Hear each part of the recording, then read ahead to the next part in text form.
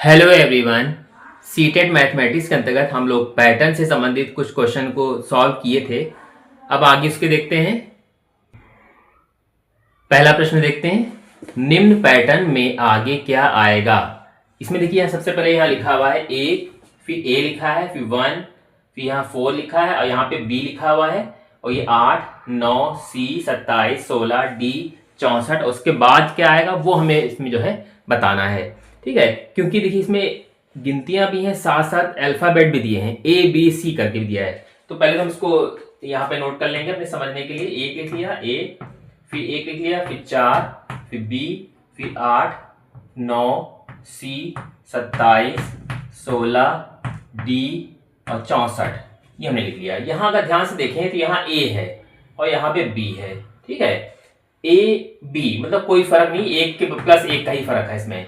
B से सी, सी से D. ठीक है, डी के बाद क्या आएगा वो हम आगे देखेंगे क्या आने वाला है। ठीक, मतलब एक का ही फर्क आएगा, प्लस एक। तो यहाँ भी प्लस एक, यानी कि यहाँ जो अगला जो हमारा जो गिनती आएगी हमारी। लेकिन ये भी ध्यान देना है, जैसे यहाँ ए है, ए के बीच में दो गिनती आ रही, एक आ रहा और 4 आ रहा। तो इसी तरह 64 हो गया, 64 बार कोई गिनती आएगी, फिर इसके बाद आएगा डी के बाद क्या आएगा, ई आएगा। यहाँ पे हम ई लिखेंगे। ठीक है, इस तरीके से। तो हमारा ई तो आ रहा, लेकिन उससे पहले कौन सी गिनती आ रही वो हमें समझना है। इसमें कैसे समझेंगे, यहां अगर देखा जाए एक है, यहां पे भी एक है, यहां पे 4 है, मतलब 4 कैसे आ गया। यहां अगर हम एक का स्क्वायर करें तो एक, फिर एक का स्क्वायर, फिर 2 का स्क्वायर और फिर यहाँ पे ये मतलब एक का स्क्वायर, दो का स्क्वायर, 2 दूनी 4, फिर यहाँ पे कितना 8 है तो ये कितना हो जाएगा यहाँ पे 2 का क्यूब, 2 दूनी 4 दूनी 8, फिर यहाँ पे 3 स्क्वायर। ठीक है, फिर 3 का क्यूब, 3 3 9, 9 3 27।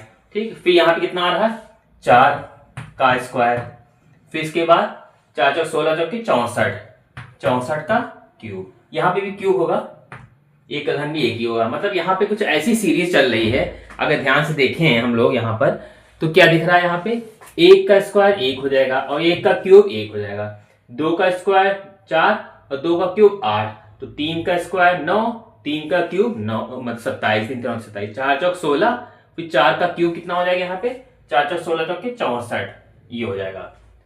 तो हमने ये क्यूब मतलब ये समझ में आ रहा है यहाँ पर कि एक गिनती पहले स्क्वायर होगा, फिर क्यूब, फिर स्क्वायर, फिर क्यूब, ऐसे करके होगा।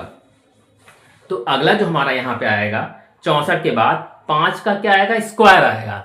तो अगर 5 का स्क्वायर अगर यहाँ करेंगे तो कितना हो जाएगा, देखते हैं। हमने यहाँ पे क्या किया, 64 के बाद 5 का स्क्वायर कितना हो जाएगा 25। ठीक है, मतलब 5 का स्क्वायर 25 हो जाएगा और फिर इसके बाद 5 का घन कितना होगा, मतलब 5 का स्क्वायर ये हो जाएगा और 5 का घन कितना होगा 25, 125 ये हो जाएगा और बाद में लास्ट में ई आ रहा है यहाँ पे। ठीक है, तो इस टाइप से जो है हमारा जो फाइनल आंसर आ जाएगा वो क्या हो जाएगा, पहले तो 25 आ जाएगा, फिर ई आ जाएगा यहाँ पे 25, फिर ई, फिर इसके बाद फिर 125, ऐसे। तो ये हमारा फाइनल आंसर आ जाएगा। क्या आ जाएगा, ध्यान से देखना है यहाँ पे ये इसके साथ हो गया, ये इसका हो गया, ये इसके साथ हो गया 9 9, इस तरीके से 16 बाद 64, 64 के बाद जो गिनती आएगी वो आएगी 25 आएगा। अक्षर में अगर देखें अल्फाबेट में तो ई आ जाएगा। ठीक है, फिर 25 का 5 का स्क्वायर था, अगला क्या हो जाएगा 5 का क्यूब, यानी कि 5 की घात 3 125। तो हमारा जो फाइनल आंसर होगा वो क्या होगा 25 ई और फिर साथ साथ 125 जो है वो आ जाएगा सीधे सीधे। तो ये इसका राइट आंसर आएगा 25 ई 125, जो भी ऑप्शन में होगा वही मेरा राइट आंसर हो जाएगा।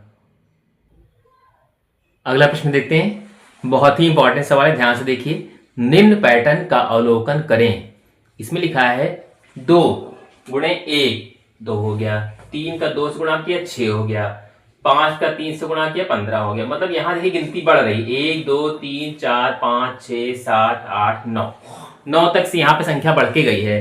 इधर अगर देखें ध्यान से तो 2 है, 3 है, 5 है, फिर 7 है, फिर 11 है, फिर 13, फिर 17 19। यहाँ हमको ये दिखाई दे रहा कि इधर का जो पैटर्न चल रहा है इस साइड में, यहाँ पे अगर संख्या देखिए तो ये किसी से कटेगी नहीं, वो स्वयं से एक्सेप्ट कर सकती है। तो अगर हम ठीक से देखें 2 हो गया, 3 हो गया, 5 हो गया, फिर 7 हो गया, 9 नहीं है, 11 है, 11 के बाद फिर 13 है, 13 के बाद 17, 17 पर 19 है, 19 में 20 नहीं होगा, 21 में नहीं होगा, 22 भी कट जाता है, 23 यहाँ गिनती आ सकती है।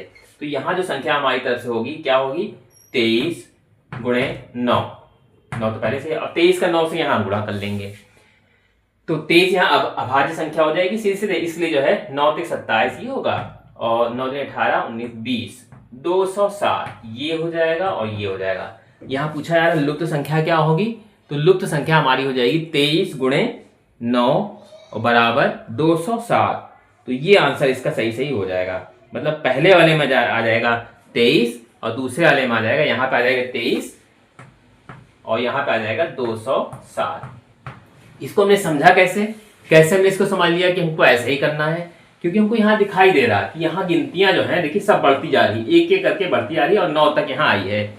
यहाँ पे अगर संख्या देखें तो 2 से शुरुआत है, 2 3 4 तो है नहीं, 5 है, 6 भी नहीं है, 7 है, और 8 9, क्योंकि 8 9 भी विभाज्य हो जाता है, 11 है नहीं विभाज्य होगा, 13 लिए, फिर 17 ले लिया, फिर 19 ले लिया, तो 19 के बाद 20 नहीं होगा, 21 भी नहीं होगा, 22 भी नहीं होगा, क्योंकि ये सब कट जाते हैं। 23 जो संख्या पहले आ रही है, 23 हमने यहाँ लिख लिया और हमने इसको 9 से गुणा कर दिया, तो हमारा 207 आ गया।